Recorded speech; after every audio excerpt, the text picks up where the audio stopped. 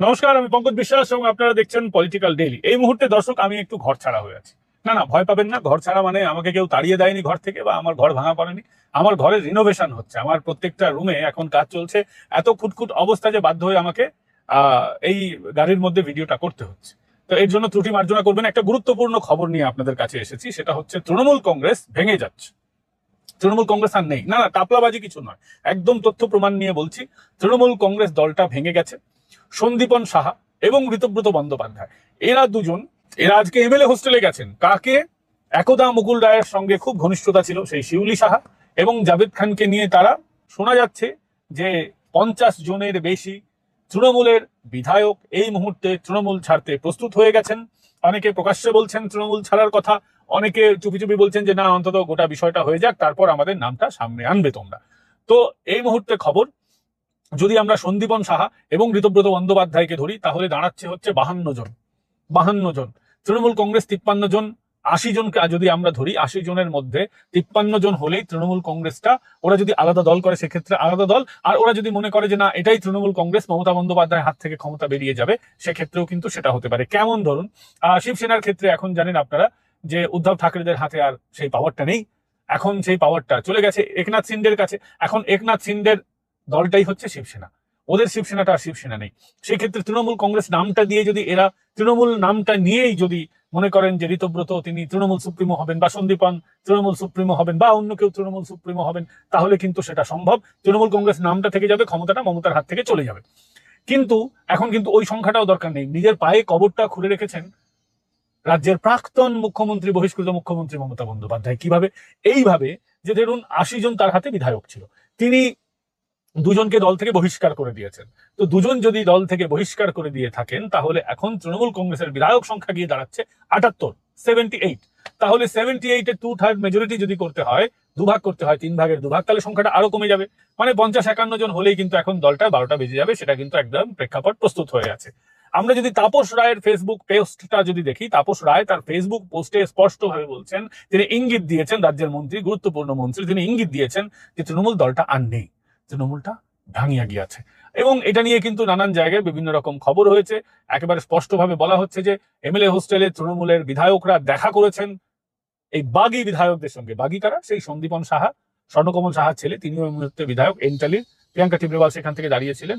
সেই এন্টালির যিনি বিধায়ক রয়েছেন স্বর্ণকমল সাহা, এবং উলুবেড়িয়ার ঋতব্রত বন্দ্যোপাধ্যায়, এরা এখন দায়িত্ব নিয়ে দলটাকে ভাঙাচ্ছেন। এর আগের ভিডিওতেও আপনাদেরকে আমি বলেছিলাম যে এই ঋতব্রত বন্দ্যোপাধ্যায় যেদিন আমাদের শুভেন্দু অধিকারী রাজ্যের মুখ্যমন্ত্রী গিয়েছিলেন দিল্লিতে, সেই দিন ঋতব্রত বন্দ্যোপাধ্যায় একজন বিধায়ক দেখা করেছিলেন। আপনাদের খবর দিয়েছিলেন না? দিয়েছিলাম না? সেই একজন বিধায়ক হচ্ছে ঋতব্রত বন্দ্যোপাধ্যায়। মানে ঋতব্রতর যে খিচুড়িটা ঋতব্রত পাকাচ্ছেন, সেটা কিন্তু অনেকদিন আগে থেকে পাকাচ্ছেন। খিচুড়িটা নতুন নয়। এই খিচুড়িটা তিনি তখন থেকে পাকাচ্ছিলেন, এই খিচুড়িটা এখন পেকে গেছে, সেটা আপনারা সকলেই দেখতে পাচ্ছেন। আজকে মমতা বন্দ্যোপাধ্যায় ধর্নায় বসেছেন। ধর্নায় কি হচ্ছে সেখানে? এত কাই কিচিরমিচির, কাই কিচিরমিচির। তৃণমূল দলে তো দেখুন কোনো কালচার নেই, কেউ কারো কথা শোনে না, কেউ কারো কথা ঠিক করে মানে না। সেখানে এত কাই কিচিরমিচির যে মমতা বন্দ্যোপাধ্যায় বক্তব্য রাখতে বন্ধ করতে বাধ্য হয়েছেন। আবার বক্তব্য রাখছেন, আবার গরমে বাধ্য হচ্ছেন। আমার খুব কষ্ট লাগছে যে মমতা বন্দ্যোপাধ্যায় এসি ছাড়া ঘুরতেন না, স্কিনটা একেবারে সাদা হয়ে গেছিল। দেখুন, আজকে আমি মাঠে ময়দানে সাংবাদিকতা ছেড়ে দিয়েছি 2021 সাল থেকে। আজকে 2026 সাল, মানে প্রায় 5 বছর হতে যায়, 4-4.5 বছর মতো। এবং তারপরেও আমি দুটো হাউসে কাজ করেছি, ডেস্কে কাজ করেছি, কিন্তু তারপরে দেখুন স্কিনটা না মমতা বন্দ্যোপাধ্যায়ের মতো পরিষ্কার হতে পারিনি এখনো। দেখতে পাবেন যে ট্যান, বোঝা যায় যে এককালে রোদে বিরাট খেটেছি। হাত পাতে একটু সাদা সাদা হচ্ছে আস্তে আস্তে, কিন্তু মুখটা এখনো কালার হচ্ছে। এখনো রোদে ঘাটে, রোদে মাঠে ময়দানে সাংবাদিকতা করতে যেতে হয়, খবর করতে যেতে হয়। এখনো রোদের মধ্যে গাড়িটা দাঁড় করিয়ে দিয়ে আপনাদের সামনে খবরটা পরিবেশন করছি।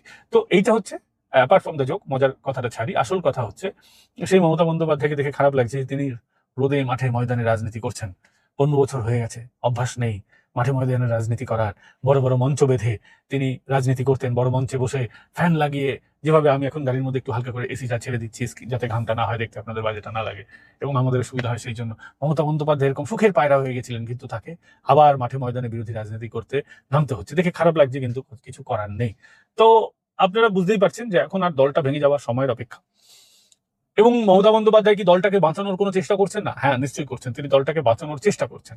তিনি যেটা করেছেন, কুণাল ঘোষের মাধ্যমে একটি চিঠি পাঠিয়েছেন বিধানসভার অধ্যক্ষকে, বিধানসভার সচিবকে নানান জায়গায় চিঠি পাঠিয়ে তিনি ত্রাহিমাম ত্রাহিমাম করছেন যে যারা বিধায়কদের বহিষ্কার করা হয়েছে তাদের কোনো অ্যাক্টিভিটিকে যাতে সমর্থন না করা হয়, এই ধরনের তারা চিঠি পাঠিয়েছে। কিন্তু সেই চিঠি কি রিসিভ হয়েছে? উত্তর হচ্ছে না। বিধানসভার সচিব বলছেন আগামীকাল থেকে আমি সচিবই থাকবো না, আমার চিঠি গ্রহণ করার ক্ষমতা নেই। বিধানসভার অধ্যক্ষ দেখা করছেন না, কেউ দেখা করছে না কুণাল ঘোষেদের সঙ্গে। ফলে আপনারা ধরে নিন তৃণমূল কংগ্রেস আর এক সপ্তাহের মধ্যে ভেঙে যাচ্ছে, ভেঙে যাচ্ছে, ভেঙে যাবে, ভেঙে যেতে বাধ্য। তৃণমূলটা থাকবে না, আমরা অনেকদিন ধরে বলছি। একই খবর শুনতে শুনতে আপনাদের কান পচে গেছে। কিন্তু আপনাদেরকে বলে রাখি, এই মুহূর্তে 52 জন বিধায়ক তৃণমূল কংগ্রেসের, তারা কিন্তু দল থেকে বেরিয়ে যাচ্ছেন। তারা স্পষ্টভাবে একটা রেজলিউশন করছেন যে কিভাবে নতুন দলটা তৈরি হবে, নতুন দলের কে কোন দায়িত্বে থাকবে, এই সমস্ত বিষয়গুলো তো বোঝার বিষয় আছে। এবং রাজনীতি যারা করেন তাদের একটা উচ্চাকাঙ্ক্ষা থাকে, তারা সমস্ত কিছু বুঝে নিতে চান যে কিভাবে কি হচ্ছে। কারণ নতুন দলে কে জেনারেল সেক্রেটারি হবে সেটা ঠিক করার বিষয় আছে, নতুন দলে কে সুপ্রিমো হবে, চেয়ারপারসন কে হবে, প্রেসিডেন্ট কে হবে, প্রেসিডেন্ট জেনারেল সেক্রেটারি, দলটা প্রেসিডেন্ট ভিত্তিক দল হবে না সেক্রেটারি ভিত্তিক দল হবে, এইগুলো কিন্তু ভাবনা চিন্তার বিষয়টা কিন্তু রয়েছে। অন্যান্য গুরুত্বপূর্ণ দল কে পাবে।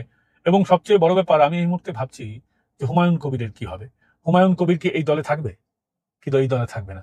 হুমায়ুন কবিরও তো এককালে তৃণমূল ছিল, এখন আমজনতা উন্নয়ন পার্টি নামে একটা পার্টি করছে। তো নতুন দলে এরা কি ভিড়ে যাবে? কি ভিড়বে না? কারণ এই দলটা না একটা বড্ড গোলমেলে দল হবে। এই যে নতুন দলটা হচ্ছে, এরা খাতায় কলমে এরা কিন্তু বিরোধী দল থাকবে। এই তৃণমূল কংগ্রেসটা না খাতায় কলমে বিরোধী দল থাকবে, কিন্তু এরা আসলে বিজেপিকে ইস্যু ভিত্তিক সাপোর্ট করবে। এটা বিজেপিরই বি টিম হবে, আজকে আপনাদেরকে বলে রাখছি, মিলিয়ে নেবেন। এরা বিজেপিকে সাপোর্ট করবে, মানে খাতায় কলমে বিজেপির 208 জন বিধায়ক, কিন্তু অ্যাকচুয়ালি আপনারা হিসেব মিলিয়ে নেবেন, অ্যাকচুয়ালি বিজেপির 260 জন বিধায়ক হবে আগামী দিনে, 260। তো সেটা একটা ভালো খবর রাজ্যের শাসক দলের জন্য। এবং তৃণমূল কংগ্রেসটা ভেঙে যাবে আমরা জানতাম, এত দ্রুত এবং এত কাঁচা ভাবে, খুব এত উইকলি তৃণমূল কংগ্রেস ভেবে যাবে, সত্যি এটা না ভেবে আনন্দ লাগছে না, আমি বাকরুদ্ধ হয়ে পড়ছি। তৃণমূল এত তাড়াতাড়ি মমতা বন্দ্যোপাধ্যায় মানে ভেঙে পড়বেন, ভেঙে দেওয়া হবে, ভেবে সত্যি অবাক লাগছে যে সত্যি এই তৃণমূলটা 15 বছর রাজত্ব করেছে। আপনাদেরকে আমি বলতাম না তৃণমূল কংগ্রেস দলটা ভেঙে যাচ্ছে, তৃণমূল কংগ্রেসটা ভেঙে যাবে, তৃণমূল কংগ্রেস আর নেই। সত্যি তৃণমূল কংগ্রেস আর নেই। দেখুন কি অবস্থা হয়ে দাঁড়িয়েছে তৃণমূল কংগ্রেসের। তৃণমূল কংগ্রেস আজকে 2 মিনিটের মধ্যে ভেঙে খান খান। এই 4 তারিখ হলো আপনার মে মাসে, 4 জুন হতে যাচ্ছে না, এখনো দেরি আছে। 4 জুনের মধ্যে তৃণমূল কংগ্রেসটা ভেঙে খান খান। 1 মাস টেকেনি। কেন টেকেনি? একটি নীতি আদর্শহীন দল তৃণমূল কংগ্রেস। এর লোকেরা কি বলতো, তৃণমূলের লোকেরা, বিজেপির লোকেরা বলে আমরা হিন্দুত্বের জন্য কাজ করছি, সিপিএম এর লোকেরা বলে আমরা সাম্যবাদের জন্য কাজ করছি, সোশ্যালিজমের জন্য কাজ করছি, কমিউনিজমের জন্য কাজ করছি। তৃণমূল আমাদের আদর্শ হচ্ছে মমতা বন্দ্যোপাধ্যায়ের আদর্শই আমার আদর্শ। কোনো ব্যক্তির আদর্শ আমার আদর্শ হতে পারে? ব্যক্তি তো আদর্শ হতে পারে না, ব্যক্তির কাজ আদর্শ হতে পারে। কিন্তু মমতা বন্দ্যোপাধ্যায়ের কোন কাজটা তাদের আদর্শ সেটাও তাদের কাছে ক্লিয়ার নয়। ফলে তৃণমূল কংগ্রেসের প্রয়োজনীয়তা 2011 সালে শেষ হয়ে গেছিল। আর আজকে দেখুন মমতা মানতে চাইছেন না। আজকে তৃণমূল ভেঙে যাচ্ছে, একটা অভিষেককে লাথি মেরে তাড়িয়ে দিলে কিন্তু তৃণমূলটা বেঁচে যায়, কিন্তু পিসিমার ওই মুরদ হচ্ছে না অভিষেক বন্দ্যোপাধ্যায়কে লাথি মেরে তাড়িয়ে দেওয়া। আর কতদিন, আর কতদিন পারবেন এইভাবে অভিষেককে বাঁচাতে পিসিমা? অভিষেক আজ না কাল গ্রেফতার হবেই। অভিষেক গ্রেফতার হবেই, 7 দিনের মাথায়, 8 দিনের মাথায় অভিষেক গ্রেফতার হবে। আমরা বলে আসি গ্রেফতার গ্রেফতার গ্রেফতার, এবার অভিষেক গ্রেফতার হবেই। কারণ বিধানসভার মতো সিরিয়াস জায়গায় অভিষেক একটা অফেন্স করেছে, বাড়ির ক্যারেক্টার চেঞ্জ করেছে, বাড়ি ডেমোলিশ করলেই খালাস। হ্যাঁ, অভিষেক আরেকটা কেসে ফাঁসতে পারে, সেটা হচ্ছে যেটা চুরি দুর্নীতির অভিযোগ আছে সেটা। কিন্তু বিধানসভার বিধায়কদের সই জাল করাটা, it's a huge political offence, যেটা করে ফেলেছে অভিষেক বন্দ্যোপাধ্যায় সই জাল করে। এবং সই জাল করার ফলে অভিষেক বন্দ্যোপাধ্যায় আজকে সিআইডিকে ফেস করতে পারছে না। 15 দিনের সময় চেয়েছে, সিআইডি 7 দিনের সময় দিয়েছে, কিন্তু 7 দিন পর কি হবে? অভিষেক এক্ষেত্রে একটা, জানেন তো, মানে ইডি অ্যারেস্ট করলে একটু বেশি আমি আনন্দ পেতাম, সত্যি কথা আপনাদেরকে বলছি। কিন্তু সিবিআই অ্যারেস্ট করার ফলে হবে, সিআইডি অ্যারেস্ট করার ফলে হবেটা কি? ওকে পশ্চিমবঙ্গে জেলেই থাকতে হবে। তিহারে গেলে আমরা একটু বেশি আনন্দ পেতাম, কিন্তু ওকে তিহারে যেতে হচ্ছে না, ও মোটামুটি কলকাতার যে কোনো একটা জেলে ওকে থাকতে হবে। এবং আপনারা জানেন যে রবিবার রাতেই এই গোটা অপারেশনটা কিন্তু হয়ে গেছে। দাওয়াল একটি গুরুত্বপূর্ণ সংবাদ মাধ্যম, সেই সংবাদ মাধ্যম কি লিখছে যে রবিবার সকালেই প্রতিবেদন প্রকাশিত হয়েছিল দাওয়ালে। তাতে লেখা হয়েছিল বিকেলে দিদির বাড়িতে ডাকা বিধায়ক দলের বৈঠকে 30 জন বিধায়ক যাবেন কিনা সন্দেহ। আর তাতেই ভেস্তে যায় বিধায়ক দলের বৈঠক ঠিক হয়। তাই দিদি অভিষেক ও ক্যামাস্ট্রি অফিসের বয় সমিতির বহু ফোনাফোনির পর মাত্র 19 জন কালীঘাটে পৌঁছেছিলেন। এই ঘটনা 30B হরিশ চ্যাটার্জি স্ট্রিটকে যখন বজ্রাঘাতের মতো বিচ্ছে, তখন ওদিকে পুরোদমে চলছে অপারেশন জোড়াফুল। রবিবার রাতেই বিক্ষুব্ধ তৃণমূল গোষ্ঠীতে সই করে সামিল হন প্রাক্তন 2 মন্ত্রী। তাদের একজনের বাড়ি হাওড়ায়, তো অন্যজনের বাড়ি উত্তর 24 পরগনায়। সেদিন রাত পর্যন্ত বিক্ষুব্ধ বিধায়কের সংখ্যাটা দাঁড়িয়েছিল 30, মানে এটা আমি রবিবার রাতের কথা বলছি। এরপরে হাতে ছিল আরো 20 জন, মানে 50 জন বিধায়ক দরকার তৃণমূলটাকে ভেঙে দেওয়ার জন্য। সোমবার রাতের মধ্যে সেই অপারেশনও কমপ্লিট হয়ে যায়, মানে অপারেশন কমপ্লিট হয়ে গেছে। 50 জন বিধায়ক কিন্তু অলরেডি কমপ্লিট হয়ে গেছে, যারা নতুন তৃণমূল গড়বেন। এমএলএ হোস্টেলে গিয়ে শিউলি সাহা সই সাবুত হয়েছে, তবে জানিয়ে রাখা ভালো শিউলির সঙ্গে দৌত্য শুরু হয়েছিল অন্তত 3 দিন আগে। কেশপুরের বিধায়ক সইটা করেছেন সোমবার।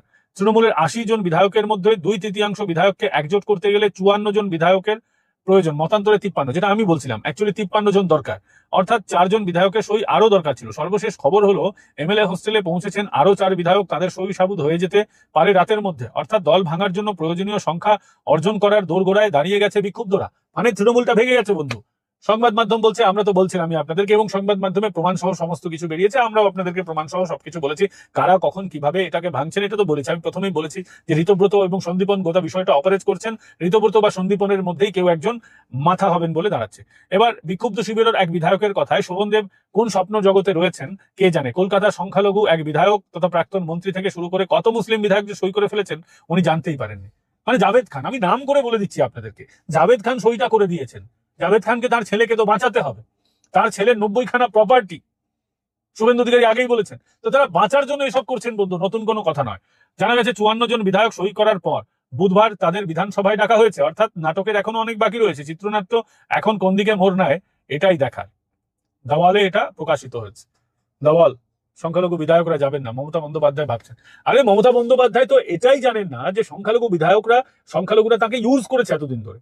তারা বিজেপিতে যাবে না, তাদের ধর্মের লোকেরা মেনে নেবে না, তাই তারা ভারতীয় জনতা পার্টি করতে পারেনি, তাই তারা এতদিন তৃণমূল করতো। এর আগে কংগ্রেস করেছে, তারপরে সিপিএম করেছে, তাদের যখন যেটা প্ল্যাটফর্ম তারা ব্যবহার করেছে। তো এখন তাদের তৃণমূল কংগ্রেসের দরকার ছিল, তারা করেছে। এখন আর দরকার নেই, নতুন প্ল্যাটফর্ম তৈরি হবে, নতুন তৃণমূল তৈরি হচ্ছে। নাম ভারতীয় তৃণমূল কংগ্রেস হবে না, নতুন তৃণমূল কংগ্রেস হবে না, তৃণমূল হবে না, কংগ্রেস হবে না, অমুক হবে না, তমুক হবে, তারা ঠিক করবেন নতুন নাম কি হবে। আমার তো মনে হয় নামটামের দরকার নেই, তৃণমূল কংগ্রেস নামটাই থাক, আর এরাই তৃণমূলটাকে দখল করে নি। যেভাবে কংগ্রেসটাকে ভেঙে দখল করে মমতা বন্দ্যোপাধ্যায় একটা নতুন দল বানিয়েছেন, ঠিক সেভাবে এরাও দখল করে নি। দখলের পার্টি আরেকজনের দখলে গেছে, অসুবিধা কি আছে? আর গীতায় তো বলাই আছে, তুমি কিছু নিয়েও আসনি, ফলে তুমি কিছু হারাবেও না। তুমি যা নিয়েছিলে এখান থেকে নিয়েছিলে, এবং যা রেখে যাবে এখানেই রেখে যাবে, তুমি কিছু নিয়েও যেতে পারবে না। ফলে মমতা কিছু নিয়েও যেতে পারবেন না। তিনি ক্ষমতা এখান থেকেই অর্জন করেছিলেন, এবং ক্ষমতা তাকে এখানেই রেখে চলে যেতে হচ্ছে। তার হার কি হারাবেন? ক্ষমতায় চিরকাল তো সঙ্গে থাকে না।